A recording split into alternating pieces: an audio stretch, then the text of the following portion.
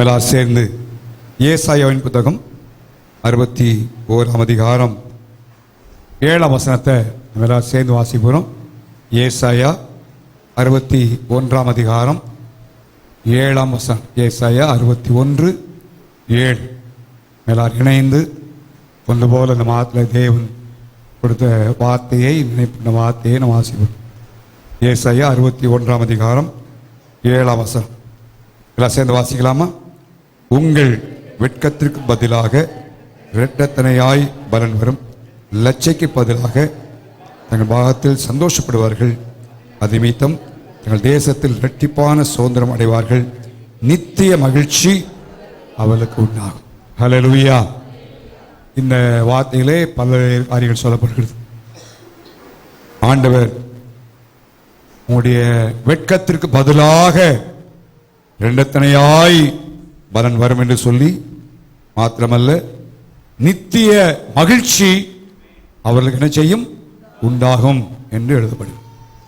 இந்த காலவெளியில் இந்த முந்தின வசனத்தினுடைய ஒரு பகுதியை மாத்திரம் சுருக்கமாய் உங்களோடு சில உதாரணங்கள் மூலமாக நான் பகிர்ந்து கொண்டு, இரண்டாவதாக சில வசனங்களை நான் சொல்லும்படி விரும்புகிறேன். இந்த 2024 வருஷத்தில் நம்முடைய வாழ்க்கையிலே நாம் வெட்கப்பட்டு போயிருக்கலாம், வெட்கமடைந்திருக்கலாம்.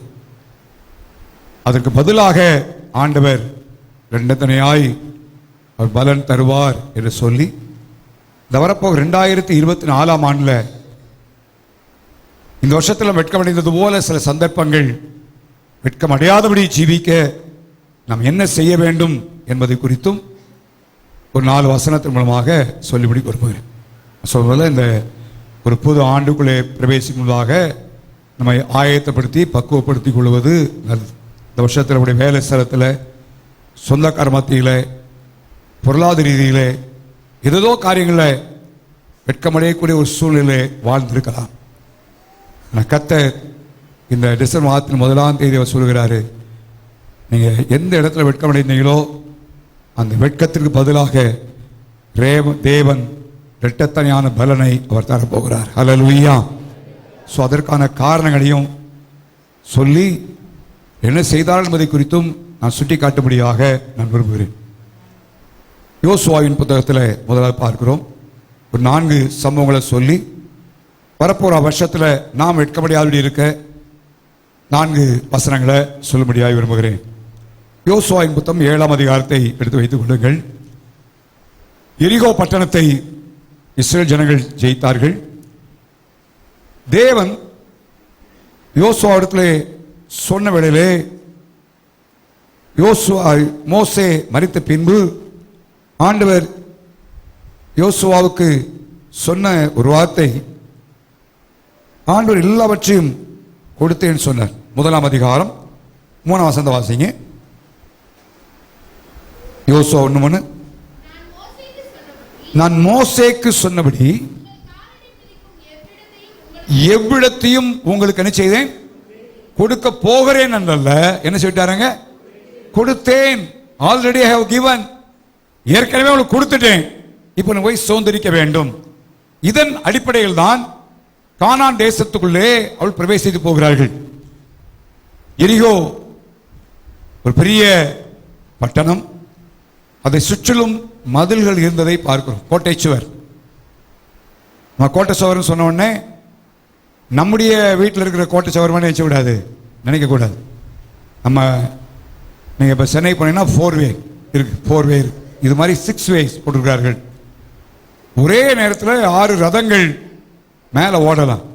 அந்த அளவுக்கு பெரிய அகலமுள்ள கனமுள்ள சுவர் தான் எரியோ கோட்டை. ஸோ அப்படிப்பட்ட கோட்டையை சூழ்ந்திருக்கிற அந்த பட்டணத்தை ஜெயித்தார்கள். அடுத்து ஒரு ஆய் பட்டணம்.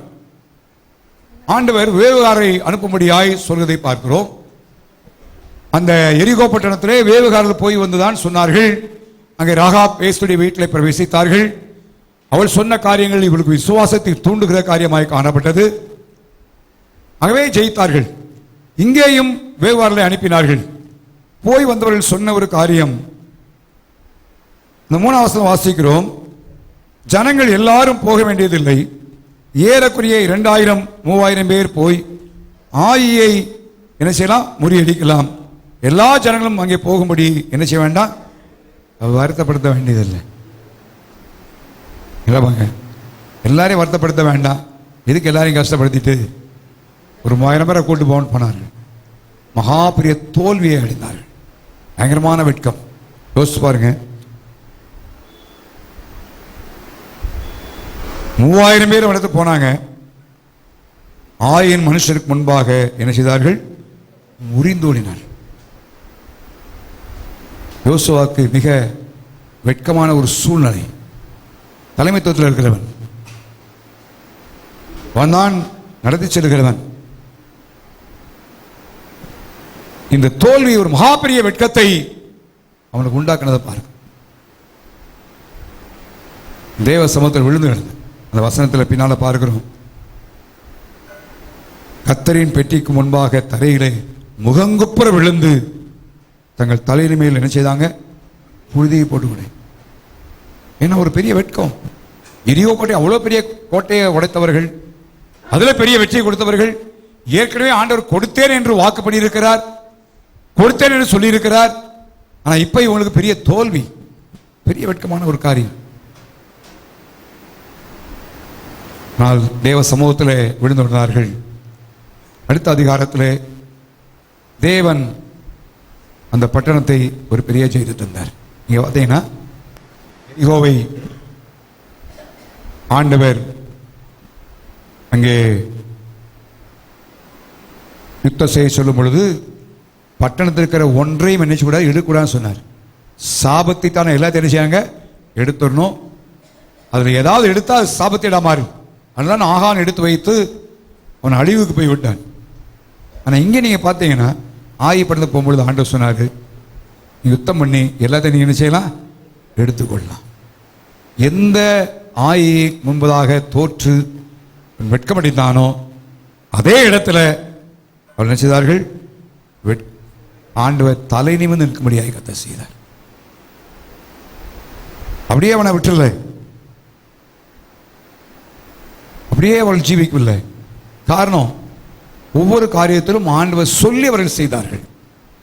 எரிகோவுக்கு ஆண்டவர் சொல்லும் பொழுது 7 நாள் சுற்றுங்க, 7ஆவது நாள் 7 முறை என்ன செய்யுங்க, எல்லாம் அந்த திட்டத்தை ஆண்டவர் கொடுத்தார். இவர்கள் பாஸ்ட் விக்டரிஸ், கடந்த காலத்திலே பெற்ற ஜெயம், கடந்த காலத்திலே தேவன் செய்த காரியத்தை நம்பி அதே கர்த்தர் செய்துட்டாரு, அதே நமக்கு உதவி செஞ்சுட்டாரு. அப்ப இதுல என்ன செய்ய, ஈஸியா நம்ம ஜெயிச்சலாம் சொல்லி அவர்கள் தேவனுடைய ஆலோசனைக்கு கேட்கல, வெட்கமடைந்தார்கள். இன்னைக்கு நம்ம நல்லா அறியணும், கர்த்தர் நமக்கு பல நன்மைகளை தந்திருக்கலாம். பாஸ்ட் எக்ஸ்பீரியன்ஸ், பல கடந்த காலத்தில் பல வெற்றிகளை நாம் வாழ்ந்திருக்கலாம், பல நல்ல ஆசீர்வாதங்களை தேவன் தந்திருக்கலாம். ஆனால் கடந்த காலத்தின் காரியத்தை வைத்து நாம் நினைச்சு விட வாழ கூடாது. உங்களுடைய வேலை செலவானாலும் சரி, நீங்கள் தொழில் செய்கிறமானாலும் சரி, எந்த காரியமானாலும் சரி, போன வட்டம் இப்படி செஞ்சேன், ஆண்டவன் ஜெயம் கொடுத்துட்டாரு, அப்போ இப்போ என்ன செய்வார், உதவி செய்வார் போயிடக்கூடாது. ஆண்டுடைய ஆலோசனை ஆண்டவர் வெட்கவே மாட்டேன். அதுக்கு நேர் எதிர்மாற இன்னொரு சம்பவத்தை சொல்கிறேன். 2 சான்புத்தமாக இந்த அதிகாரத்தை நீ திருப்ப வேண்டாம், நான் சொல்லுவேன். தாவீது ராஜாவாய் உடனே பெலிஸ்தர்கள் யுத்தத்துக்கு வந்தார்கள். ரெப்பாயும் பள்ளத்தாக்கிலே அவர்கள் பாளையம் இறங்கினார்கள். தாவீது எப்பொழுதும் ஆண்டவரிடத்தில் ஆலோசனை கேட்பவன். அவன் ஆண்டவர்கிட்ட போய் ஆலோசனை கேட்கிறான். என்ன ஆண்டவரே, எப்படி? ஆண்டவர் சொன்னார், நேராக போன்னு சொன்னார். நேராக போனான். ஒரு பெரிய ஜெயத்தை கர்த்தர் கொடுத்தார். அந்த வசந்த அதிகாரத்தை மறுபடியும் என்று எழுதப்படுகிறது. மறுபடியும் அதே பரிசர்கள் அதே ரெப்பாயும் பள்ளத்தாக்கில் வந்து அதே இஸ்ரேல் ஜனங்களுக்கு விரோதமாக என்ன செய்தார்கள், பாளையம் யுத்தத்துக்கு வந்துட்டாங்க. இப்போ நம்ம என்ன சொல்லியிருப்போம், போன முறை போகும்போது ஆண்டவர் என்ன கொடுத்தாரு, ஜெயம் கொடுத்தாரு, வாங்கப்பான்னு போயிருப்போம். இல்லை, அப்படி போய் தான் வெட்கம் அடைஞ்சிருப்போம். அதுதான் இங்கே யோசுவா செய்த காரியம். ஆனால் தாவீது தெரியும், கடந்த நாட்டில் ஆண்டவர் ஜெயம் கொடுத்தார், அதை நம்பி நான் வாழ்வதில்லை.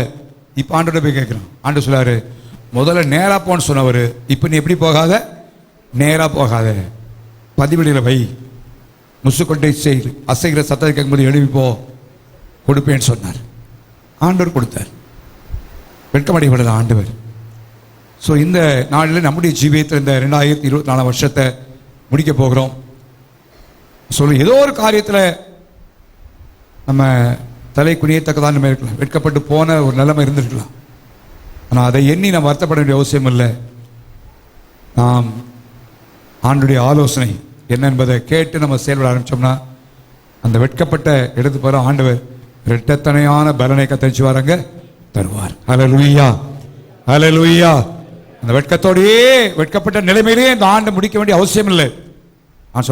வெட்கத்துக்கு பதிலாக நல்லா பாருங்க, அதுக்கு மாற்றாக தேவன் தரப்போகிறார்.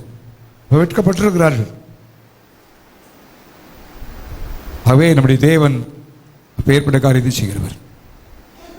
மற்ற பல சந்தர்ப்பங்கள் சொல்லப்பட்டாலும் புதிய ஏற்பாட்டில் சொல்லப்பட்ட ஒரு 3 சம்பவங்களை சொல்லி அடுத்த ஒரு 4 வசனத்தை நான் சொல்ல விரும்புகிறேன். யோவான் சுவிசேஷம் 2ஆம் அதிகாரம் நம்ம எல்லாருக்குமே நல்லா தெரியும். கானாவுடைய கல்யாணத்தை குறித்து நமக்கு தெரியும். திராட்சரசம் பரிமாறப்பட்டதை குறித்து நம்ம அறிந்திருக்கிறோம். திருமணம் என்று சொல்லும் பொழுது ஆகாரம் தான் மிக முக்கியமான ஒன்று. அதுதான் பிரயாசப்படுகிறோம்.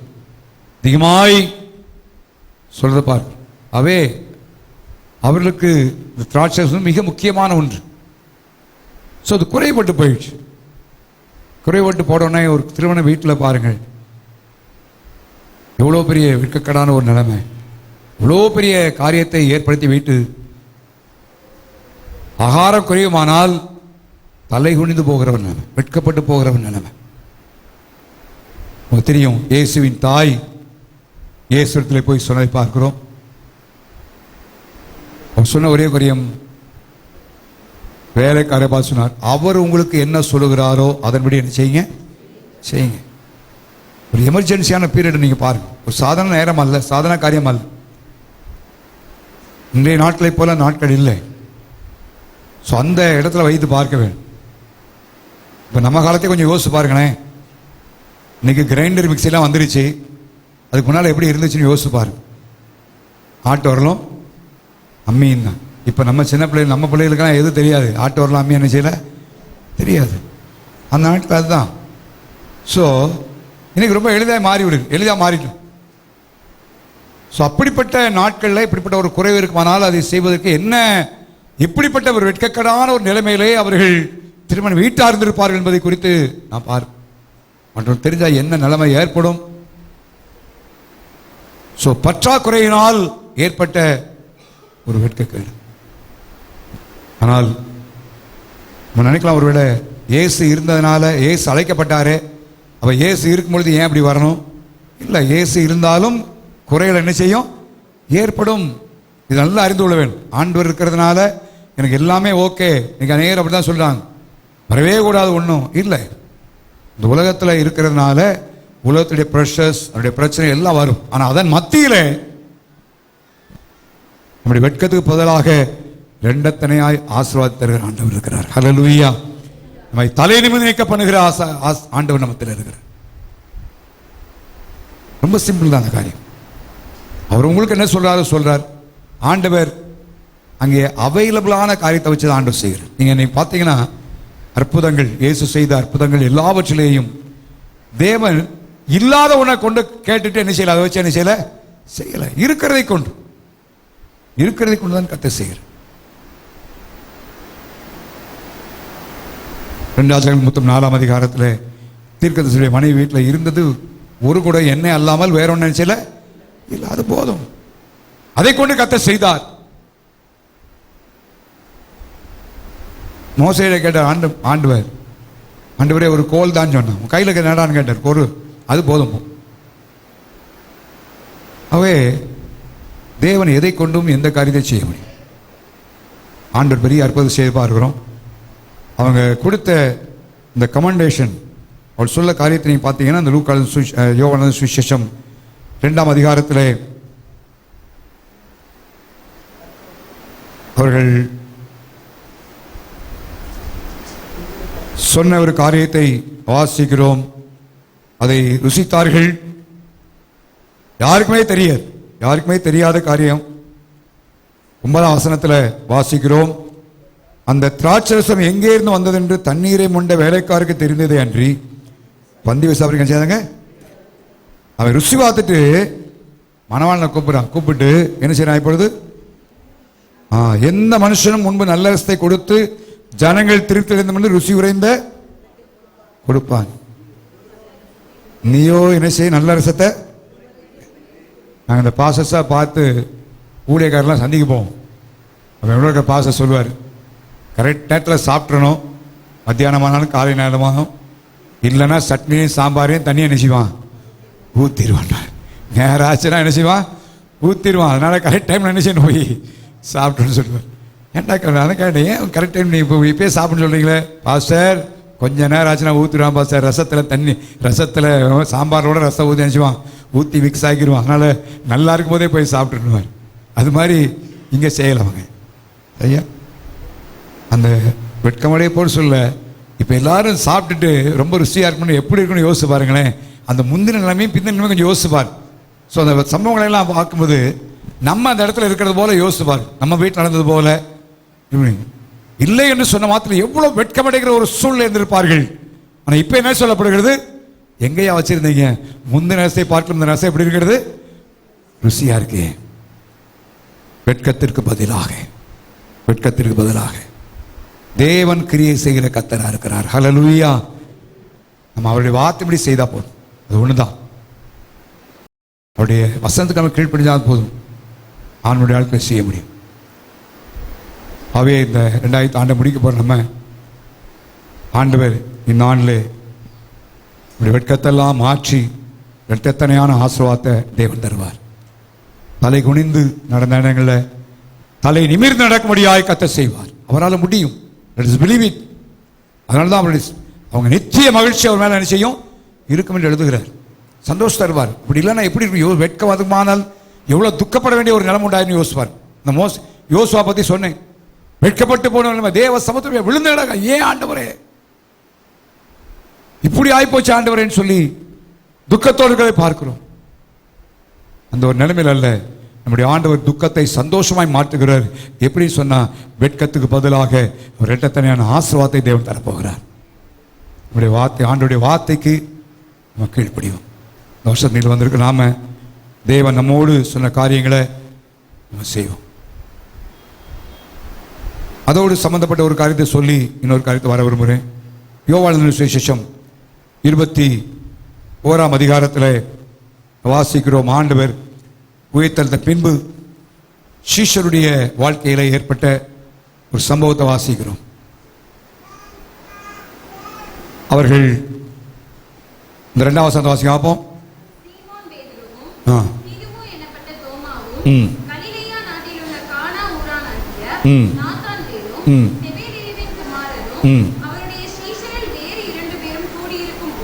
மொத்தம் எத்தனை பேர் இருக்கிறாங்க? 7 பேர். ஒரு 4 பேர் எங்க போனான்னு தெரியல. இவங்க 7 பேர் இருக்கிறாங்க. என்ன செஞ்சாங்கன்னு இவங்க தெரியும், என்ன தெரியாது. ஒருவேளை இயேசு இல்லை, இப்ப இயேசு இருக்கும் பொழுது சாப்பாட்டுக்கு பிரச்சனையே இல்லை, அப்படிதானா? ஆண்டவர் இருக்கும்போது சாப்பாட்டுக்கு இல்லை, பிரச்சனையே இல்லை. பாஸ் ஓவன்ராட்ஸ் எப்பயும் சிரிப்பா சொல்லுவார், காணா ஒரு கல்யாணத்தில் திராட்சசம் குறைபட்டதுக்கே காரணம்னா சீஷரோட போனாரு, அவங்க போய் எல்லாத்தையும் குடிச்சிட்டு பண்ணுவார். ரொம்ப ஜோக்கா சொல்லுவார் அவர். அதெல்லாம் நீங்க பார்த்தீங்கன்னா உங்கள்கிட்ட எத்தனை அப்பம்பா இருக்கு அப்படின்னு உடனே சொல்லுவாங்க, ஒரு சின்ன பையன் வச்சிருக்கான். அப்போ என்ன அர்த்தம், ஆண்டவர் இங்கே பிரசங்கம் பண்ணும் பொழுது அவங்க வேலை என்ன, ஒவ்வொரு பையா உட்காந்து செக்யூரிட்டி மாதிரி நினைச்சாங்க, திறந்து பார்த்துருக்கேன் என்ன கொண்டு இருக்கேன்.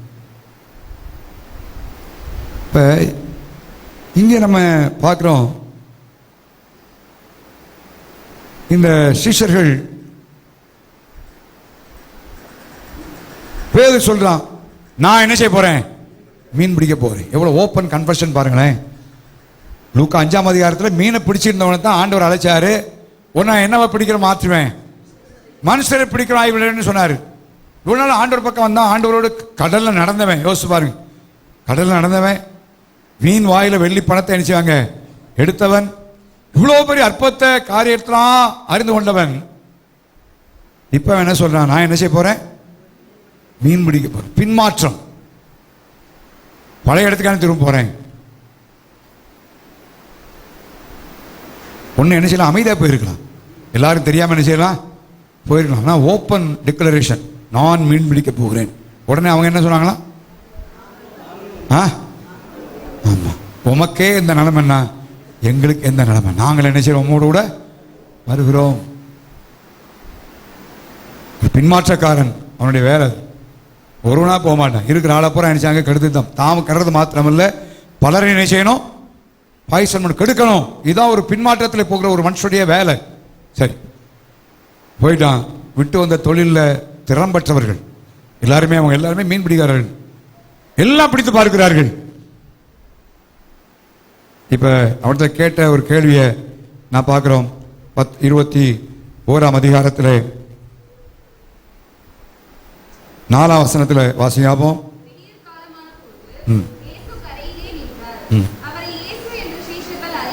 அவருக்கு சீசன் தெரியல, ஏசுன்னு தெரியல.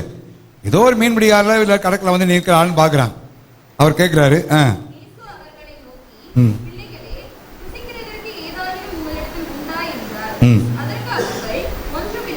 இப்போ என்ன சொல்றார்கள், இப்போ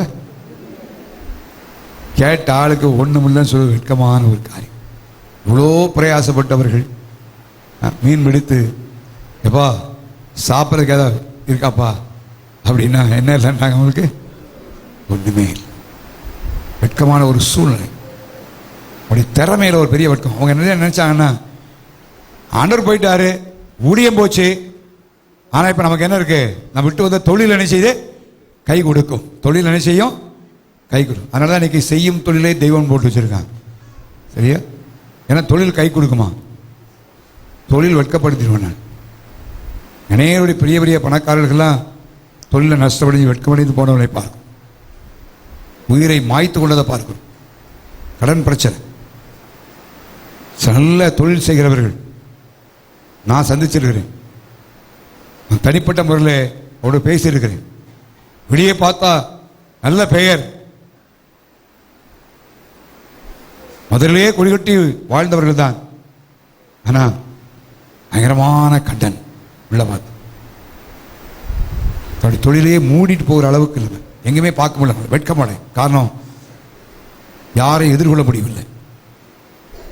திறமை, கடந்த நாட்களில் திறமையை நம்பி அவருடைய காரியம் நம்பி வெட்கப்பட்டு போயிருக்கலாம். ஆனால் கர்த்தர் என்ன சொன்ன தெரியுமா உங்களுக்கு? ஆண்டவர் சொன்னாரு, நீங்கள் படகுக்கு வலதுபுறமாக என்ன செய்யுங்க, வலைய போடுங்கள். அப்பொழுது அவங்களால் என்ன செய்யல, திரளான மீன்கள் அகப்பட்டபடியினால் அதை இழுக்க என்ன செய்யல முடியல, அவங்களால் இழுக்க முடியல. வெட்கத்திற்கு பதிலாக இரட்டத்தனையான ஆசீர்வாதத்தை தருகிற கர்த்தர். ஹல்லேலூயா. அது தொழில் செய்யணும் சரி, வியாபாரம் செய்யணும் சரி, திறமையோடு காரியம் செய்யணும் சரி, உங்கள் தொழில் அல்ல, கர்த்தர் நம்ப வேண்டும். தேவனை நம்பி அவருடைய வார்த்தை கீழ்ப்படி, வேற வித்தியாசமே இல்லை. மேஜிக் பண்ணல ஆண்டவர். அதே படகு தான், இங்க இருக்கிற வயத்தை இங்க போட்டாங்க. அது என்ன டெஸ்ட்னா, ஆண்டவர் வார்த்தை கீழ்ப்படுகிறார் என்பதுதான் டெஸ்ட். அவர் சொல்றதுக்கு கீழ்ப்படுகிறார்களா என்பதுக்கு தான் டெஸ்ட். அப்படிலாம் என்ன சொல்லிப்பான், அந்த நெட்லேயே மீன் வந்திருக்குன்னா பரவாயில்ல, இவ்வளோ நேரம் கழிச்சு வந்து மீன் சிக்கிருக்குன்னு சொல்லுவான். இல்லை, அவருடைய வார்த்தைக்கு கீழ்ப்படுகிறார்களா என்பதை பார்ப்பதற்காக தான் தேவன் வலப்புறத்தில் என்ன செய்யுங்க, வலையை என்ன செய்யுங்க போடுங்க. படம் எவ்வளோ பரிசு, இவ்வளோதான். அப்போ அதுக்குள்ளே இங்கே மீன் நினைச்சாங்க இருந்துச்சு. ஆண்டவருடைய வார்த்தைக்கு நம்ம செவி கொடுப்போமானால், தேவனுடைய வார்த்தையை அவர் சொல்ற வசனத்திற்கு செய்வோமானா, நம்முடைய கையில் செய்கிற காரியத்திலும் கர்த்தர் இரட்டத்தனையான பலனை தருவார். அல்லேலூயா. யோசிப்பார், இவ்வளோ வந்து ஒன்றுமே இல்லை. அதான் பேதுருடைய வாசிக்கிறோம். பேதுரு அங்கே இண்டிவிஜுவலாக பார்க்கிறோம். ராத்திரி முழுவதும் பிரயாசப்பட்டும் என்ன கிடைக்கலன்னு சொல்கிறான், ஒன்றுமே கிடைக்கலான்ட்டு யோசிப்பார். ஆனால் ஆண்டவர் இரட்டத்தனையான பலனை கொடுத்தார். 2 படகுனர் நினைச்சாங்க மீன், வெட்கப்பட்ட அந்த இடத்துல பிரமிப்பு உண்டாயிடுச்சு. அவங்களோட கூட இருக்கலாம். தேவன் செய்கிற காரியம் அப்படிதான்.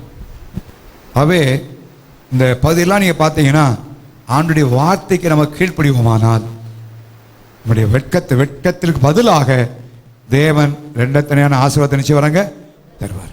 ஆனால் அவர் கல்யாணத்தில் சொல்லலை, இப்போ வந்து நீ என்னையா தண்ணியை ஊற்ற சொல்ற, இதை முண்டை கொடுக்க சொல்ற, எப்படி ஆகும், நான் வாதிடவே இல்லை, சொல்லவே இல்லை. அவர் என்ன சொல்றாரு, அதுக்கு என்ன செய்யுங்க, அவ்வளோதான். அற்புதம் நடந்தது. அவே இந்த வரப்போகிற 2025 ஆண்டை தேவன் நமக்கு எல்லா விதத்திலும் ஆசீர்வாதம் விரும்புகிறார். ஹல்லேலூயா. நம்ம வெட்கமடைந்த இடத்திலே தேவன் நம்மை தலை நிமிர்ந்து நடக்கும்படியாக பைனான்சியலா எல்லா விதத்திலும் ஆண்டவர் ஆசீர்வாதத்தை தரும்படி விரும்புகிறார். ஒரு பெரிய மகிழ்ச்சியை தரும்படி விரும்புகிறார். தேவன் என்ன சொல்லான்னு கேட்பாங்க. வேற வித்தியாசம் இல்லை. அதே படகு, அதே வலை, அதே கடல், அதே மீனவர்கள் தான். ஆனால் இப்போ அவங்க சொன்னபடி போட்டாங்க, அவ்வளோதான். இழுக்க முடியலையா? அது மாத்திரமல்ல, பிள்ளைகளே பிசுக்க எனக்கு ஆகாரம் உண்டான்னு கேட்ட ஆண்டவர் அவங்களுக்கு சாப்பாட்டை ரெடி பண்ணி வச்சிருந்தார். ஏன் கேட்டா தெரியுமா? அவங்க இயலாமைய அவங்க கண்டுபிடிக்கணும். ஒன்றும் இல்லைன்னு சொல்லி அவங்க வெட்கப்பட வைக்கணும். அவங்க தான் யார் என்பதை அறிந்து கொள்ள வேண்டும், தன்னுடைய திறமையெல்லாம் தோல்வி என்பதை அறிய வேண்டும் என்பதற்காக ஆண்டவர் வைத்திருந்தார். வெட்கத்துக்கு பதிலாக நம்மை ஆண்டவர் ஆசீர்வாதத்தை கட்டளை ஆண்டவர். இன்னொரு உதாரணத்தை சொல்லி வேகமாய் 4 வசனங்களை வரப்போராட்டில் வெட்க முடியாது இருக்க நம்ம என்ன செய்ய வேண்டும் என்பதை சொல்ல போறோம். இந்த வசனத்தில் எல்லாமே தேவனுடைய வார்த்தைக்கு நாம் கீழ்ப்படியும் பொழுது வெட்கப்பட்ட இடத்திலே தேவன் நம்மை தலை நிமிர்ந்து நடக்க முடியாது. வெட்கத்திற்கு பதிலாக அதான் சொல்ல ரீபே பண்றது ஆண்டவர். பதிலாக பதிலாக பதிலாக ஆண்டவர் ஆசீர்வாதம். மத்தேயு சுவிசேஷம் 17ஆம் அதிகாரத்தில் ஒரு சீஷர்கள் வெட்கப்படும்படியான ஒரு நிலைமை ஏற்பட்டதை நாம் பார்க்கிறோம். ஆண்டவர் ஜெபிக்கும்படியாக ஒரு மலைக்கு போனார். ஜெபிக்கும்படியாகவே என்ன செய்தாருங்க? மலைக்கு போனார். போகும்பொழுது பேதுரு, யாக்கோபு, யோவான் 3 பேரையும் அழைத்து கொண்டு போகிறார். 3 பேர் போக மீதி கீழே எத்தனை சீசர் இருக்கிறாங்க? சொல்லுங்க சத்தமா. 9 பேர். இப்ப ஒரு அசுத்தாவியை பிடித்த ஒரு குமாரனை தகப்பன் கொண்டு வருகிறான். கொண்டு வந்த உடனே சீசத்தில் சொல்றான். அவங்க விரட்டி விரட்டி போக்குறாங்க. இது என்ன செய்யல போல. யார் இவர்கள்? அழைக்கப்பட்டவர்கள், அபிஷேகம் பண்ணப்பட்டவர்கள், சகல வியாதியும் சகல பிசாசிலும் துரத்துவதற்கு என்ன கொடுத்த ஆண்டவருக்கு வல்லமையை கொடுத்திருந்தார். ஆனா இப்ப மிக வெட்கக்கான நிலைமை என்னன்னா, நான் போய் சொல்றான், ஐயா சீசட்டை கொண்டு வந்தேன், அவங்களாம் என்ன செய்யல முடியல. ஐயா யோசிச்சு பாருங்களேன். தலை குனிந்த ஒரு நிலைமை, ரொம்ப கெட்டான ஒரு நிலைமையில மாட்டிக்கொண்டார்கள். ஆனா எனக்கு இந்த சீசலை பொறுத்தளவுக்கு ரொம்ப ஒரு சந்தோஷமான காரியம் என்னன்னா, அப்படியே வெட்கத்தோடு போல, வெட்கப்போடு போகவில்லை. சரி இந்த முறை இல்லை, அடுத்த முறை பார்த்துக்கலாம் அப்படின்னு இல்லை. இயேசு எப்பொழுதும் பெரிய கூட்டத்தோடு இருப்பார். அவங்க பார்த்துட்டே இருந்தாங்க. எப்ப அவர் தனியா இருப்பார் பார்த்தாங்க. அவர் தனியா இருக்கிற வேளையிலே இயேசுவில் போய் கேட்டாங்க, ஏன்டவர் எங்களால் முடியல? கொண்ட வந்து ஏன் ஆண்டவர் எங்கள் வாழ்க்கையில் இப்படி முடியல? ஏன் இப்படியான வெட்கப்பட முடியாத ஒரு சூழ்நிலை வாழ்க்கையில் ஏற்பட்டு விட்டதே? அப்ப ஆண்டவர் டைரக்டா சொன்ன ஒரே ஒரு வார்த்தை, உங்கள் அவிசுவாசத்தினாலே தான். எதனால சொன்னார் ஆண்டவர்? ஏன் தெரியுமா? இவனை கொண்டு வந்தவொடனே நான் யோசிக்கிறேன், அந்த 9 பேர் யோசிப்பாங்க, பிசாசை எப்பயும் திறக்கிற இயேசு கிறிஸ்து என்ன செய்யல? இல்ல, அவர் ஆப்சன்ட், அவர் மலை போயிட்டாரு. எதை எடுத்தாலும் துணிச்சலாய் செயல்படக்கூடிய பேதுரு என்ன செய்யல? இல்ல, கடல் மேல நடந்தவன வாண்டுவாரு, வான்னு சொன்ன போயிருவான். ஆகவே அவன் இருந்தானா என்ன செஞ்சிருப்பான்? அவனும் இல்ல. இடிமுழக்கத்தின் மக்கள் என்று அழைக்கப்படுகிற யாக்கோபு அவன் என்ன செய்யல? இல்ல. 3 இயேசுவும் ஆப்சண்ட், பேதுரும் இல்ல, யாக்கோபு யோவான் இல்ல. உடனே அவங்களுக்குள்ள என்ன வந்துருச்சு? அவிசுவாசம். ஆண்டவர் சொன்னார், உங்கள் அவிசுவாசம். ஆண்டவர் சொன்னாரு, நீங்க விசுவாசித்தால் உங்களால் கூடாத காரியம் ஒண்ணுமே இல்லை. இந்த காலவெளியிலே அவருடைய ஜாப் என்று வைத்து கொள்ளுங்களேன், அவள் செய்கிற வேலையை தேவன் ஊழியம் என்கிற வேலை செய்யலாம். அதுல பயங்கரமான வெட்கம். அது உங்களுக்கு எல்லா குவாலிபிகேஷன் இருக்கு, ஆண்டவர் கொடுத்துருக்கு. நீங்க லூக்கா 10 வாசிங்கன்னா, சகல வியாதிகளையும் சகல பிராசுகளையும் துரத்துவதற்கு அதிகாரம் கொடுத்தார். இவெல்லாம் தெரிந்தெடுக்கப்பட்டவர்கள். ஆண்டவர் பேரை சொல்லி ஒருத்தனா கூப்பிட்டு வச்சவர். அப்படிப்பட்டவர் தான். இயேசுவோடு கூட வந்து நல்லா ட்ரெயின் பண்ணப்பட்டவர்கள். ஆனா இப்ப தங்க வேலையில் ஒரு பெரிய வெட்கம், முடியல அவங்களால. இன்னபிலிட்டி. இங்கே நம்முடைய வாழ்க்கையில் ஒருவேளை இப்படிப்பட்ட நிலைமை இருக்குமானா இந்த காலவேளை கத்த சொல்லாரு, அந்த இடத்துல அதே ஆளை ஆண்டவர் என்ன பண்ணாருன்னா, பிசாசை ஆண்டவர் என்ன செய்தாரு, துரத்தினாரு. அது பிறகு அவருடைய வாழ்க்கையில் பார்த்தீங்கன்னா கத்த அவளை கொண்டு மகா பெரிய காரியத்தை செய்தார். ஹல்லேலூயா. பெரிய பெரிய காரியம் செய்தார். ஒரு நல்ல படிப்பின. ஸோ இந்த காலவெளியில் இதுவரை நம்முடைய வாழ்க்கையில் எதில் வெட்கமடைந்திருக்கிறோமோ, வெட்கமடைந்தோமோ, அதில் ஆண்டவர் இரட்டத்தனையான பலனை கத்த தந்து ஒரு பெரிய மகிழ்ச்சிக்குள்ளே நம்மை கொண்டு வர போகிறார். ஹல்லேலூயா. அவே நாட்டில் கத்த நமக்கு சொன்ன ஆலோசனை கேட்டு, ஆண்டவர் நமக்கு இப்படி செய்ய வேண்டும் என்கிற வார்த்தை கேட்டு, யோசுவா 2வது முறை போகும்பொழுது ஆண்டவர்கிட்ட ஆலோசனை கேட்க, ஆண்டவர் சொன்னார், ஜனங்கள் எல்லாம் போக வேண்டுமான்னு சொன்னார். ஆலோசனை கொடுத்தார். திருமண வீட்டில் வேலைக்காரர்கள் இயேசுவின் வார்த்தைக்கு அவள் கீழ்ப்பிடிந்தார்கள். இங்கே வல பக்கத்தில் வலையை போடுங்கன்னு சொன்னோன்னே அவங்க உடனே செய்தார்கள். அது எங்களுக்கு தெரியும் சொல்லலை. இங்கே இருக்கிற இங்கே இல்லாத மீது எப்படி இங்கே கிடைக்குன்னு சொல்லலை. இல்லை, அவள் அப்படியே கீழ்ப்படிந்தார்கள். கீழ்ப்படியும். அப்போ நம்முடைய வாழ்க்கையில் நாம் இன்றைக்கு எந்த இடத்துல தலை குனிந்து நடக்க முடியாத சூழல் ஏற்படுகிறதோ அதே இடத்துல தேவன் தலை நிமிர்ந்து நிற்கும்படியாக கத்த செய்வார். ஹல்லேலூயா. 2வது கத்த நமக்கு சொன்ன வாக்கு தத்தத்தை விசுவாசிப்போம். கத்த நிச்சயமா எனக்கு செய்வார், என்னை பலப்படுத்துவார், என் வியாதியில விடுதலை தருவார், என் பிசினஸை தேவன் ஆசீர்வதிப்பார், என் நல்ல ஒரு எதிர்காலத்தை தருவார். நாம் இந்த மாதிரி விசுவாசிப்போம். ஆண்டவர் நம்முடைய காரியங்களில் வெட்கமடியாதபடி செய்யலாம். ஹல்லேலூயா. ஆண்டவரால் கூட ஒண்ணுமே இல்லை. எத்தனையோ தருணங்கள் நல்லா சொல்ல முடியும். ஊழியத்தின் பாதையில் வெட்கமடையக்கூடிய பல தருணங்கள் சந்தர்ப்பம் வந்திருக்கிறது. ஆனால் கர்த்தர் வெட்கமடைய விடவில்லை. ஆண்டவர் வெட்கமடைய விடவில்லை. காரணம் கர்த்தர் செய்வார். ஆண்டவர் நடத்துவார். ஆண்டவர் பார்த்துக் கொள்வார். நடத்தினார். அது மாத்திரமல்ல, இந்த வரப்போ 2024ஆம் ஆண்டில் நாம் வெட்கப்படாத ஒரு சூழ்நிலையில் வாழ வேண்டும். இந்த வருஷம் வெட்கம் அடைஞ்சிருக்கலாம். ஆனால் ஆண்டவருக்கு ரெட்டத்தனையாக பலன் தரேன்னு சொல்றாரு. ஆனால் இனி வரப்போற நாளில் இந்த 2025 ஆண்டுக்குள்ள பிரவேசிக்க போகிறோம். நாம் வெட்கமடையாத ஒரு வாழ்க்கை செய்ய நாம் சில காரியங்களை தக்க வைத்துள்ளோம். நம்முடைய வாழ்க்கை யோவேலின் புத்தகம் 2ஆம் அதிகாரம் 26ஆம் வசனம் வாசிங்க. என் ஜனங்கள் ஒருபோதும் என்ன செய்யவில்லை, வெட்கப்பட்டு போவதில்லை. அந்த வார்த்தையை தேவன் ரிப்பீட் பண்றதை பார்க்கிறோம். திரும்பவும் சொல்ல, என் ஜனங்கள் ஒருபோதும் என்ன செய்யவில்லை, வெட்கப்பட்டு போவதில்லை. வெட்கப்பட்டு போக மாட்டோம். என் ஜனங்கள் இந்த காலவெளியிலே எல்லாம் தேவனுடைய பிள்ளைகள். ஆனால் நான் ஆண்டவருடைய ஜனம், நான் தேவனுடைய பிள்ளை என்கிற அந்த ஒரு அனுபவம் இல்லாவிட்டால் தேவனுடைய பிள்ளையா மாறும். சர்ச்சுக்கு வரலாம், அந்த ரட்சிப்பின் அனுபவம் கிறிஸ்துவ குடும்பத்தில் பிறந்திருக்கலாம், எல்லாம் செய்யலாம். அந்த ரட்சிப்பின் அனுபவம் இருக்குமானால் தேவனுடைய பிள்ளையார். அப்படி நாமத்தில் விசுவாசம் உள்ளவர்களாய் அவர் ஏற்றுக்கொண்டவர் எத்தனை பேர்களோ அத்தனை பேரும் அவருடைய பிள்ளைகள் அப்படின்னு செய்யாருங்க. அவருடைய பிள்ளைகளை தேவன் வெட்கப்படவில்லை. அவருடைய ஜனம் என்ற பல்வேறு காரியங்கள் இருக்கு. நான் அந்த பக்கம் போகவில்லை. அதனால இந்த வெட்கம் அடைவதில்லை என்கிற ஒரு வார்த்தை தான் நான் நின்று சொல்ல முடியாது.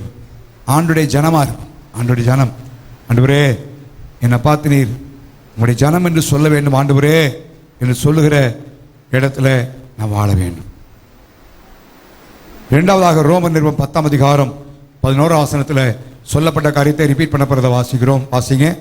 ரோமர் 10:11.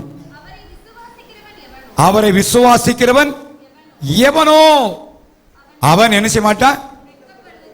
2025ஆம் ஆண்டுக்குள்ள பிரவேசிக்க நம்ம கர்த்தரை விசுவாசிப்போம். ஹல்லேலூயா. என் ஆண்டவர் நடத்துவார், என் தேவையை சந்திப்பார், என் மேலே கையின் பிரயாசத்தை ஆசீர்வதிப்பாரு, முன்னேற்றமான பாரு கொண்டு செல்வாரு. விசுவாசிப்போம். அவருடைய பிள்ளையா இருந்து அவரை நாம் விசுவாசிப்போமானால் அவனாக கத்தரிச்சு மாட்டாரு, வெட்கப்படவே விட மாட்டார். பவுல் அப்போஸ்தலன் வாழ்க்கையில தான் சொல்றான். எத்தனையோ சரணங்கள்ல நான் விசுவாசித்திருக்கிறவர் இன்னார் என்ன செய்வேன் எனக்கு தெரியும்ப்பா, அதனால என்ன என்ன செய்ய வெட்கப்பட விடவே மாட்டார். கப்பச்சதை ஏற்பட்டவளை சொல்ல எனக்கு சொல்லப்பட்டபடி நடக்கும், தைரியமா கேளுங்கப்பான்னு சொல்லுகிறார். கத்தரை விசுவாசிக்கும். ஆண்டுடைய வார்த்தைகளை விசுவாசிப்போம். உலகத்தில் பல்வேறு சத்தங்கள் வந்து கொண்டிருக்கு, பல காரியங்களை பார்க்கிறோம், நம்மை திகைக்க வைக்கிற காரியங்கள். ஆனால் கர்த்தருடைய வார்த்தையை வாசித்து நம்முடைய வாழ்க்கையில் விசுவாசத்தை பற்றிக் கொள்வோம். 119 சங்கீதம் 6 வாசிங்க. இன்னும் ஒரு வசனம் சொல்லி முடிக்க விரும்புகிறேன். 119 சங்கீதம் 6 நான் உம்முடைய கற்பனைகள் எல்லாம் கண்ணோக்கும் போது வசனத்தை பார்க்கணும். வசனம் என்ன சொல்லுது? கர்த்தர் என்ன சொல்றாரு? இந்த சூழ்நிலை இது என்ன என்பதாம் பார்க்கிற வேளையிலே ஆண்டுடைய வார்த்தையை பார்த்து ஆண்டுடைய வார்த்தைக்கு நாம் கடைபிடிக்கும் பொழுது நம்முடைய வாழ்க்கையில் வெட்கப்பட்டு போதில்லை. காண ஒரு கல்யாணத்தில் தண்ணீரை ஊத்துங்கன்னு சொன்னார், மொண்டுவோட கொடுங்கன்னு சொன்னார். ஆண்டுடைய வார்த்தை கீழ்ப்படுத்தினால வெட்கப்பட்டு போல. வலப்புறமாய் வலையை போடுங்க, வலையை போட்டார்கள், வெட்கப்பட்டு போகல. ஆண்டுடைய வார்த்தைக்கு கீழ்ப்படியும் பொழுது தேவனுடைய வசனம் கொடுக்கப்படும். வாசிக்கணும். தேவனுடைய வார்த்தையை வாசித்து கர்த்தர் என்ன சொல்லுகிறார் என்கிற ஆலோசனை சொல்லணும். அம்மா என்ன சொல்றாங்க, அப்பா என்ன சொல்றாரு, மாமா என்ன சொல்றாங்க, மாமி என்ன சொல்றாரு, உடம்பு எல்லாம் நல்லதுதான். ஆனா எல்லாத்துக்கும் மேல கர்த்தர் என்ன சொல்லுகிறார் என்பது மிக முக்கியம். பல நேரங்களே அவர்கள் இப்படி சொன்னார்கள், இவர்கள் இப்படி சொன்னார்கள் சொல்லி தேவனுடைய வார்த்தைக்கு புறம்பாய் வாழ்கிற ஒரு நிலைமை இப்படி இருக்கக்கூடாது. குடும்ப வாழ்க்கையானாலும் வேலையானாலும் தொழிலானாலும் எந்த காரியமானாலும் தேவன் நமக்கு ஆலோசனை தருகிறார். ஆண்டவர் என்ன சொல்றாரு? ஆண்டவருடைய கண்ணோக்கி பாருங்க. இந்த காரியத்தை குறித்து கர்த்தருடைய வார்த்தை என்ன சொல்லுது அதை நோக்கி பாருங்கள்.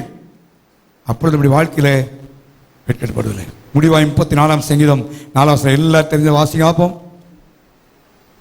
அவர்கள் அவரை நோக்கி பார்த்து பிரகாசம் அடைந்தார்கள். அவள் முக நிச்சயில 2025 அவரையே நோக்கி பார்ப்போம். அல்லேலூயா. சின்ன தேவையோ பெரிய தேவையோ, சின்ன காரியமோ பெரிய காரியமோ, யாரையே நோக்கி பார்ப்போம்? அவரையே நோக்கி பார்ப்போம். தாவீது அழகா சொல்லுகிறான், பரலோகத்தில் இருக்கிற பிதா, பரமண்டலில் இருக்கிறவரே உமக்கு நேராக என்னை கண்ணை நினைச்சேன் எடுக்கிறேன். வேலைக்காரன் கண்கள் தங்கள் எஜமான்களின் கை நோக்கி இருக்குமாப்பலும், வேலைக்காரின் கண்கள் தங்கள் எஜமாட்டியின் கை நோக்கி இருக்குமாலும், எங்கள் தேவனாய கர்த்தர் இரக்கம் செய்யும் வரைக்கும் எங்கள் கண்கள் அவரை நோக்கி இருக்கிறது. அவர் நோக்கி பார். எந்த காரியம் மற்றவளை அல்ல, தேவன் நோக்கி பார்ப்போம். நிச்சயமா ஆண்டவர் சொல்ல தனிப்பட்ட காரியமெல்லாம், படிப்பா இருக்கலாம், வேலையா இருக்கலாம், தொழிலா இருக்கலாம், மற்ற காரியமா இருக்கலாம். வசனம் பொய்யல்ல, நான் சொல்றதா வசனத்தின் அடிப்படை தான் சொல்லிட்டு தேவ ஜனங்கள் அவரை நோக்கி பார்த்த வேளையிலே கர்த்தர் வெட்கப்படவில்லை. தானியேல், சாத்ராக், மேஷாக், ஆபேத்நேகோ போன்ற பரிசுத்தவெல்லாம் பாருங்க, அவங்களெல்லாம் பாருங்க, தேவ நோக்கி பார்த்தவர்கள். எத்தனையோ கேட்டான நிலைமைகள், கைவிடப்பட்ட ஒரு சூழ்நிலை, நெருக்கடியான ஒரு நிலைமைகள், எல்லாவற்றிலேயும் ஆண்டவர் வெட்கப்படாத நடத்தினார். அவே தேவனுடைய வார்த்தைக்கு கீழ்ப்படிந்து அவருடைய ஜனமா இருக்கும். ஆண்டவர் என்னை பார்த்து என்னுடைய ஜனம் என்று அவர் சொல்லட்டும், அந்த அனுபவத்துக்கு வரும். ஆண்டவர் ஏற்றுக்கொள்ளும். ஆண்டவரே என்னுடைய பிள்ளையா ஏற்றுக்கொள்ளுங்கப்பா அப்படின்னு சொல்லி அப்படி சமூகத்தில் வரும். ரட்சிப்பின் அனுபவத்தை பெற்றுக்கொள்ளும். அவருடைய பிள்ளைகளை வெட்கப்படுத்துவதில்லை, அவருடைய வார்த்தை கீழ்ப்படிம்போது வெட்கப்படுவதில்லை. அவரை விசுவாசிக்கிறவன் எவனா இருந்தாலும் சரி அவனை என்ன செய்ய வெட்கப்பட்டு போகவே மாட்டான்.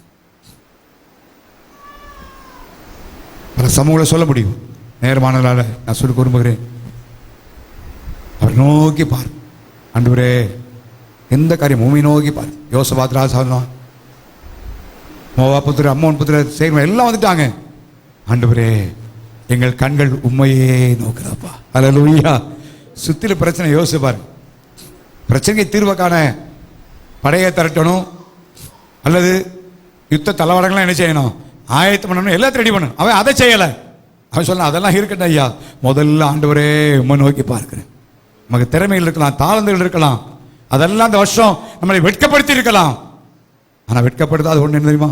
ஆண்டவர் நோக்கி பாருங்க. ஆண்டவரே இதை நான் என்ன செய்யறது? அதனால தான் தாவீது சென்ற யுத்தங்கள் எல்லாம் அவன் வெற்றி அடைந்தான். காரணம் என்ன? ஆண்டவர் நோக்கி பார்த்தான். ஆண்டவர் நோக்கி பார்த்து, ஆண்டவர் நோக்கி பார்த்து எந்த காரியமான கத்த நோக்கி பாரு. ஆண்டவரே இதை எப்படி செய்யணும்? ஆண்டவரே உண்மை நோக்கி பார்க்குறேன்ப்பா, மனுஷன் அல்ல ஆண்டவரே உங்களை நோக்கி பார்க்குறேன்னு சொல்லி அவரை நோக்கி பார்ப்போமானால், ஜபத்தில் அவரை பார்ப்போமானா, நான் சொல்ல 2024 வருஷத்தில் நான் வெட்கமடை போக மாட்டோம். இந்த வருஷம் வெட்கம் அடைந்திருக்கலாம், ஆனால் வெட்கத்துக்கு பதிலாக ஆண்டவர் ரீபே பண்ணுகிறார். ஹல்லேலூயா. வெட்கம் அடைஞ்சிட்டு விட்டு அப்பா பரவாயில்ல, அதுக்கு பதிலாக நான் தர்றேன். ஆனால் வரப்போகிற 2000 வருஷத்தில் நீ இப்படிலாம் வாழ்ந்தா நீ வெட்கப்பட்டு போகிறது இல்லை. ஹல்லேலூயா. எல்லாரும் எழுமலாமா? தேவசமதி எளிமையப்போம். ஓ ஹல்லேலூயா. Thank you Jesus. எல்லா தேவ சமுதிரையும் இந்த வருஷத்தின் இறுதி நாட்டில் வந்திருக்கிறோம். ஆண்டவர் உங்களோடு என்ன பேச வேண்டும் என்று சொல்லப்பட்ட வார்த்தையில் பேச ஏதோ ஒரு சும்மா கொஞ்ச நேரத்தில் பேச அதற்காக அல்ல. காலவடையிலே இந்த வருஷத்து நீரில் வந்திருக்கிற உங்களோடு கர்த்தர் என்ன பேச, நமக்கு என்ன ஆண்டவர் வார்த்தை தர விரும்புகிறார் என்ற ஒரு பாரத்தோடு இந்த வார்த்தை பேசிட்டு இருக்கிறேன். வெட்கத்திற்கு பதிலாக நீ வெட்கமடைந்த சூழ்நிலை யோசிப்பார். நண்பர்கள் மத்தியில், சொந்தக்கார மத்தியில், ஒருவேளை பொருளாதார குறைவினால் வெட்கம் வந்திருக்கலாம், சில காலத்தில் தோற்று போனதுனால வெட்கம் வந்திருக்கலாம், உங்கள் திறமையை நம்பி நீங்கள் வெட்கப்பட்டிருக்கலாம், உங்கள் தொழில் நம்பி வெட்கப்பட்டு போயிருக்கலாம். எந்த காரியம் தெரியாது. நான் சில உதாரணங்கள் மாத்திரம் பைபிளில் உங்களுக்கு எடுத்து காட்டினேன், அவ்வளோதான். ஐயோ நான் நம்பியிருந்தேன், இப்படி ஆயிடுச்சே, அதுதான் வெட்கமடைகிற சூழ்நிலை. நான் எப்படி உங்களை போய் பார்ப்பேன், எந்த மூஞ்சோடு நான் முடிப்பேன், அதெல்லாம் வெட்கமடைகிற சூழ்நிலை. நான் அந்த 2024 வருஷத்தின் டிசம்பர் மாதத்தில் ஆண்டவர் எனக்கு உங்களுக்கு கிருபையாக சொல்லாரு, நீ அதை எண்ணி கலங்க வேண்டாம், நான் உன்னை ரெட்டத்தனையான மரம் தர்றேன், நித்திய மகிழ்ச்சியை நான் தர்றேன் உனக்கு. உன் புலம்பல்கள், தவிப்புகள், அங்கலாய்ப்பு எல்லாவற்றையும் நீக்க விரும்புகிறேன். அவருடைய வார்த்தைக்கு மாத்திரம் கீழ்ப்படியும். ஆண்டவரே 2024 என்னோடு என்னவோ பேசினீரப்பா, நான் கீழ்ப்படியாமல் போயிட்டேன். நான் இந்த ராத்தில் இந்த பகலில் என்னை அர்ப்பணிக்கிறேன், நான் கீழ்ப்படியோ அர்ப்பணிக்கிறேன்னு சொல்லுங்க. அவர்களே திருமண வீட்டில் இந்த ஆகார குறைவு ஏற்பட்ட அந்த மகாபெரிய வெட்கமான நிலைமையில கர்த்தர் ருசியுள்ள காரியத்தை செய்தார். எவ்வளோ சந்தோஷமாச்சு பாருங்க, இவ்வளோ சந்தோஷம். ஆண்டவர் அப்படிதான் நம்ம நடத்த விரும்புகிறேன். அப்படி ஆச்சரியமாய் நடத்துவார், மற்றவர்கள் ஆச்சரியப்படும்படி நம்மை நடத்துவார். தன்னுடைய தாளதுகளால் மீன் பிடிக்க முயற்சித்தார்கள், ஒண்ணுமே இல்லை. ஆண்டவர் சொன்ன வலப்புறம் போட்ட மாத்திரத்தில் வலை கிழிந்து போத்தக்கதாக யோசிப்பார். அதான் ரெட்டத்தனையான பலன், தேவன் தருகிற ஆசீர்வாதம். ஏதோ கொஞ்சம் கொடுத்துட்டுல நாம் அடக்கிக் கொள்ள முடியாத அளவுக்கு தேவன் பெரிய காரியம் செய்வார். அதே கடல் தான், அதே சீசல் தான், அதே வலை தான், எல்லாமே அதே நேரம் தான். பட் பெரிய வித்தியாசம் கர்த்தருடைய வார்த்தை கீழ்ப்படிஞ்சதுனால. தேவனுடைய ஆலோசனை கேளு, தேவனுடைய ஆலோசனை கேட்டு நான் செய்யுங்க. ஆண்டவர் கையின் பிரயாசங்களை ஆசிரியப்பேன்னு சொன்ன ஆண்டவர் நிச்சயமாக அவர் ஆசீர்வதிப்பார்.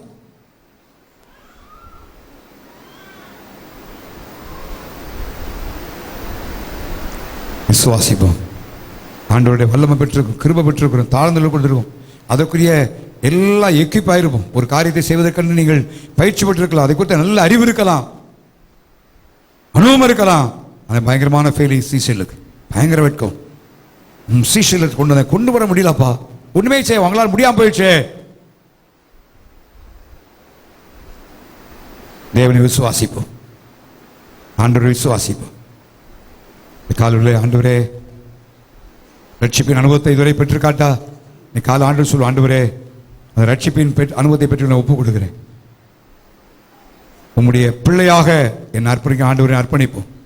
என்னுடைய ஜனம் சொல்வார், என்னுடைய ஜனம் வெட்கப்பட்டு போவதில்லை. நீ விசுவாசிக்கிறவன் வெட்கப்பட்டு போவதில்லை.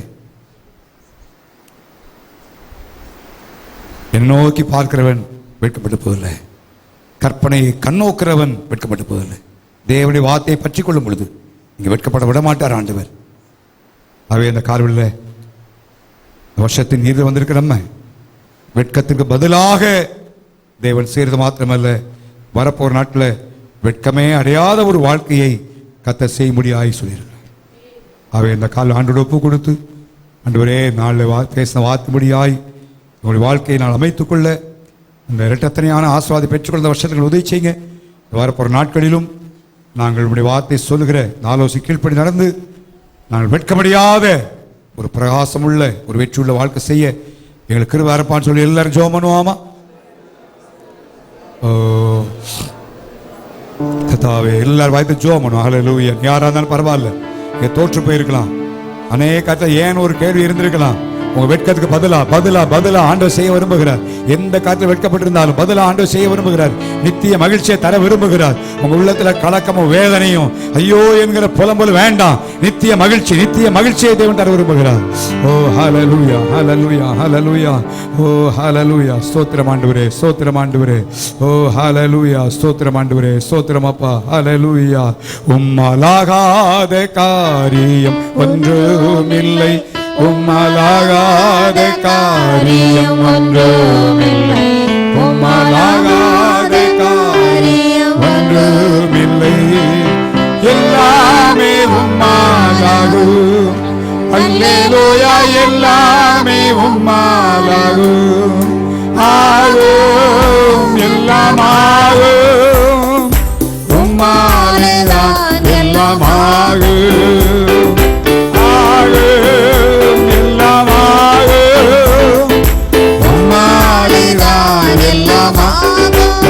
எல்லாம் சேர்ந்து பாட போகிறோம். ஆண்டவரே, வெட்கப்பட்டு போயிட்டான்பா. இப்ப உம்மால ஆகாத காரியம் இல்ல. என் வாழ்க்கையை ஆஸ்வதிப்ப, என்னை உயர்த்த, என் கையின் பிரயாசங்களை ஆஸ்வதிக்க, என் தொழில் ஆஸ்வாத கட்டளை, நான் செய்கிற வேலையில பெரிய நன்மையை தர, நான் வெட்க முடியாத ஒரு வாழ்க்கை செய்ய, அதுக்கு இரட்டத்தனையா பலனை கொடுக்க உம்மால ஆகும். ஆண்டவரே, எல்லாம் சேர்ந்து பாடுவோமா? ஆகும், எல்லாம் ஆகும், உம்மாலேதான் எல்லாம் ஆகும். எல்லாம் சொல்லுவோம்.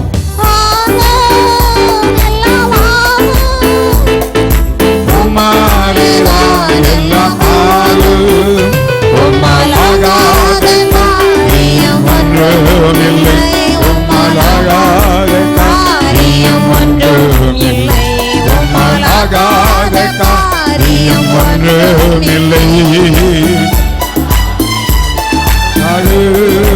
அல்லேலூயா. எனக்கு குறித்ததை நிறைவேற்றி முடிப்பவர் நீரே. என்ன சொல்லுங்கப்பா? எனக்காக யாரை செய்து முடிப்பவர் நீரே, ஐயா நீரே. எல்லாம் சொல்லுவாமா? குறித்ததை நிறைவேற்றி முடிப்பவர் நீரே, ஐயா நீரே. எனக்காக யாவையும் செய்து முடிப்பவர் நீரே, ஐயா நீரே. அப்பா உமக்கு ஸ்தோத்திரம், அன்பே உமக்கு ஸ்தோத்திரம், அப்பா உமக்கு ஸ்தோத்திரம், அன்பே உமக்கு ஸ்தோத்திரம். உம்மாலாகாத காரியம். Yes Lord. காலையில் விசுவாசம் உண்டாகட்டும் அப்பா. ஆண்டவரே, தைரியம் உண்டாகட்டும் ஆண்டவரே. ஆகாத காரியம் ஒன்றுமில்லை, எல்லாமே உம்மாலாகும். எல்லாரும் கரங்களை தட்டி கத்திரி மகிமை செலுத்துவோமா? ஹல்லேலூயா. உம்மால் ஆகும் ஆண்டவரே, உம்மால் ஆகும். அது ஆக போகிற ஆண்டவரே, வெட்கப்பட்ட இடத்துல நீ மகிமையாய் மாற்ற போகிறப்பா. ஓ ஹல்லேலூயா, ஹல்லேலூயா, ஹல்லேலூயா. கர்த்தாவே உமக்கு ஸ்தோத்திரம். நல்ல ஆண்டவரே, 2024 ஆண்டின் டிசம்பர் மாதம் முதல் நாள் காலைவேளையிலே நீ கொடுத்த அந்த வார்த்தைக்காய் ஸ்தோத்திரம். இந்த வருஷத்துல எத்தனையோ காரியங்கள்ல நாங்க வெட்கப்பட்டு சூழ்நிலைகள் உண்டு ஆண்டவரே. அந்த சூழ்நிலை வழியாய் நாங்கள் கடந்து வந்திருக்கிறோம். ஆனால் அந்த வருஷத்தின் முடிவு வந்திருக்கிற எங்களுடைய வாழ்க்கையில என்னென்ன காரியங்கள் வெட்கப்பட்டோமோ அதற்கெல்லாம் நீர் டபுள் மடங்கு ரெட்டிப்பான நன்மையை தருவதற்கு நீ போதுமான தேவன் ஆட்களுக்காய் ஸ்தோத்திரம் அப்பா. அது மாத்திரம் ஆண்டவரே, வரப்போ 2025 மாசத்துல நாங்க எந்த காரியத்தில் வெட்கப்பட்டு போகாதிருக்க நாங்க என்ன செய்ய வேண்டும் என்று வேத வசனம் சொல்லுகிறதை நான் பார்த்து ஆண்டவரே, அப்படிப்பட்ட வாழ்க்கையை அமைத்துக் கொள்ள தேவரே எங்கள் ஒவ்வொருக்கும் நீங்க உதவி செய்யபடியாக நான் ஜெபிக்கிறோம். இந்த வார்த்தை ஒவ்வொருடைய வாழ்க்கையிலும் அப்படியே நிறைவேறுவதாக ஜெபிக்கிறோம், நிறைவேறுவதாக ஜெபிக்கிறோம் ஆண்டவரே. கர்த்தாவே உமக்கு ஸ்தோத்திரம். இந்த வாரம் செய்யப்பட்ட வேலைகள், பிரயாணங்கள், படிப்புகள், தொழில் எல்லாவற்றுக்கும் பிள்ளைகளுக்கு பொழுது தேர்வுகள் எல்லாம் ஆசீர்வதியும். பகல் நடக்கிற ஜெபங்கள், மாலை இருக்கிற வீட்டு ஜெபம் எல்லாவற்றையும் பொறுப்படுங்கப்பா. சபை சார்ந்த வெளியிடத்தில், வெளி தேசத்தில், வெளி மாநிலத்தில் பிள்ளைகளுக்காக ஜெபிக்கிறோம். அவருடைய கர்த்தர் ஆசீர்வதிப்பீராக. குடும்பத்துக்குறமாய், சபைக்குறமாய், ஊழியர்களுக்குறமாய் போராடுகிற எல்லா சத்துருவின் வல்லமைகள், அந்தகாரத்தின் கிரிகள், அசுத்தாவின் வல்லமைகள் இயேசுவின் நாமத்தால் சிறைப்படுத்துகிறோம். உமக்கே நாங்கள் சகல கனத்தை மேன்மையும் துதியையும் இயேசுவின் நாமத்தில் எடுக்கிற வல்ல பிதாவே. நான் இரத்தத்தில் மறைந்துள்ளேன், இயேசு இரத்தத்தில் மறைந்துள்ளேன், இயேசு இரத்தத்தில் மறைந்துள்ளேன். தீங்கும் என்னை அணுகாது, தீங்கும் என்னை அணுகாது.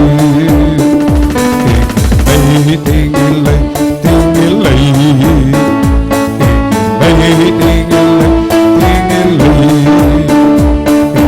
தீங்கில்லை, தீங்கில்லை, தீங்கில்லை. சாத்தான் தீமை செய்ய முடியாது, தீங்கும் என்னை அணுகாது. நம்முடைய கர்த்தராகிய இயேசு கிறிஸ்துவின் கிருபையும் பிதாவாகிய தேவனுடைய அன்பும் பரிசுத்தாவினுடைய வழிநடத்தலும் பாதுகாவலும் பராமரிப்பும் நம் யாவருக்கும் உண்டாயிருப்பதாக. ஆமென். ஹல்லேலூயா. கர்த்தருடைய